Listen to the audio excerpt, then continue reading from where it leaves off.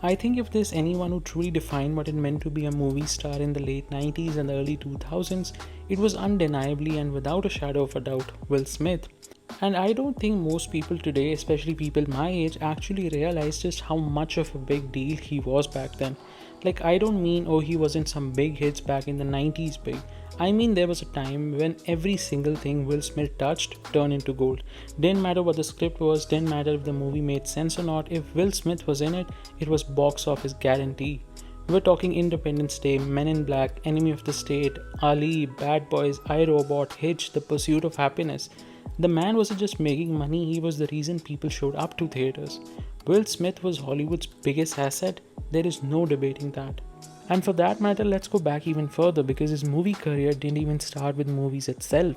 He started off in music. DJ Jay-Z Jeff and the Fresh Prince, that's where he got his first real taste of fame. He was funny, charismatic, charming as hell, and most importantly, he made rap mainstream in a way no one else was doing at the time. He was the first rapper to win a Grammy for Best Rap Performance. He was huge. Nobody else had done that before him. His debut album went platinum, going number 4 on the Billboard Hot 100. He had songs all over MTV, and he wasn't even swearing in his lyrics. In an era where gangster rap was dominating, that alone was revolutionary. Then came the Fresh Prince of Bel-Air. The show turned him into a household name. He wasn't just a rapper anymore, he was on TV screens in every home across America. Will Smith wasn't just a name anymore, he was a brand. People trusted him, loved him. He was cool, but he was also safe. He was edgy, but he was also wholesome. It was like he had finally cracked the code. He could do everything. And once Hollywood saw that, it was over. They just handed him the keys to the kingdom. From the late 90s to the mid 2000s, there was no stopping Will Smith. Every July 4th weekend, you could bet your entire savings Will Smith was dropping a blockbuster. That was his weekend. Independence Day, Men in Black, Wild Wild West. I think that flopped, but it still made a lot of money. Ali, I Robot, Hitch, I Am Legend, Hancock, you can name anyone. He was the biggest box office draw on the planet. Period. Forbes even confirmed it. There was a time when he had 8 straight movies open at number 1. Let that sink in for a moment. 8 in a row. And not only that, his movies are pulling in global audiences. He wasn't just huge in America, he was huge everywhere. Europe, Asia, South America, Africa, you name it. That kind of global star power is rare, like once in a generation rare. It didn't matter what genre he did, action, comedy, drama, even romance, people showed up. And his music, even in the middle of his acting run, he still dropped Big Willie Style, went multi-platinum. Getting jiggy with it is iconic. Miami, Just the Two of Us, come on man, they're cheesy but they're iconic. He was dominating 2 industries at once. Who else was doing that? Because I cannot name anybody who was doing it like Will Smith back in the early aughts. So now fast forward to the 2010s, and this is where things start to change. You could feel that shift. Will was chasing something different now. He wasn't trying to be the biggest star anymore. He wanted to be taken seriously, like Oscar level serious. And don't get me wrong, that's valid. He should have won an Oscar way earlier. He was phenomenal in Ali, incredible in The Pursuit of Happiness.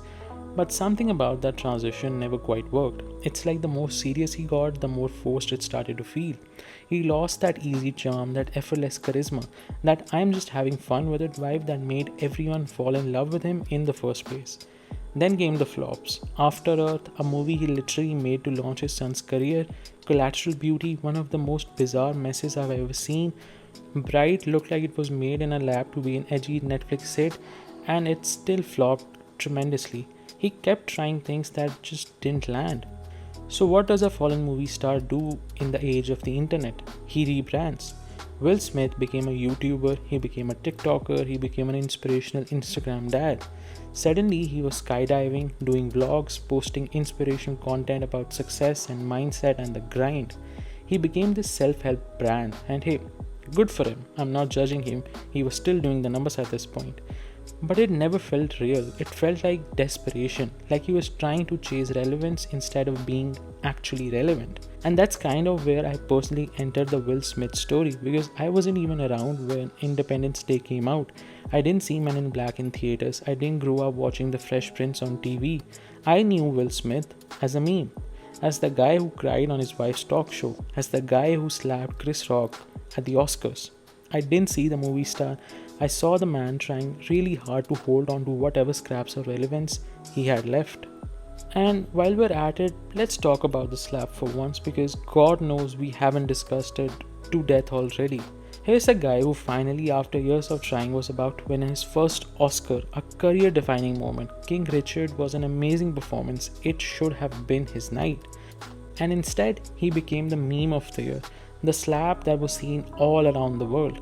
And what made it worse is it didn't feel shocking. It felt like the final unhinged chapter in a man who had been spiraling in public for years. And I think a lot of people, especially younger ones, will only remember Will Smith for that exact moment. Not the music, not the hits, not the stardom. That is honestly very tragic actually. A career pinnacle was turned into a career implosion. On the night he was finally set to win his first Oscar, and deservedly so, he became the center of controversy. That slap was more than just a lapse in judgment, it was a culmination. Years of vulnerability, public scrutiny, and perhaps years of unresolved personal turmoil exploded on the world's biggest stage.